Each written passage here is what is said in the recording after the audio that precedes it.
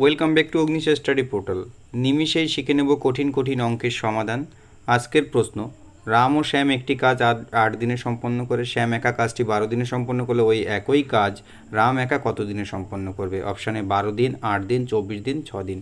তাহলে রাম প্লাস শ্যাম কত দিনে সম্পন্ন করছে? 8 দিনে। আর শ্যাম একা ওই একই কাজ কত দিনে করছে? 12 দিনে। তাহলে 8 আর 12 লসাগু বা এলসিএম কত হবে? 24।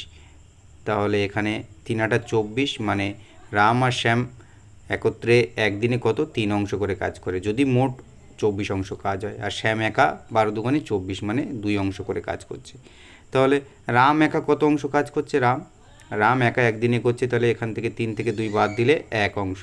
তাহলে রাম প্রত্যেক দিন 1 অংশ করে কাজ করে। তাহলে মোট কাজ যদি 24 অংশ হয়, তাহলে রামের সম্পূর্ণ কাজটি করতে কত দিন সময় লাগবে? তাহলে 24 দিন সময় লাগবে। তাহলে সঠিক উত্তর কত হবে? 24। ঠিক এই একই ধরনের একটি অঙ্ক আপনাদের জন্য দেওয়া হলো।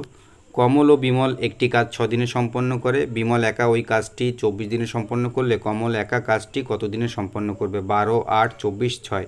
তো আপনারা সঠিকভাবে করে এটা কমেন্ট সেকশানে জানাবেন এর উত্তর কত। আর ভিডিওটি এখানে শেষ হচ্ছে। ভিডিওটি ভালো লাগলে লাইক, শেয়ার, কমেন্ট এবং চ্যানেলটিকে সাবস্ক্রাইব করে দিন। ধন্যবাদ।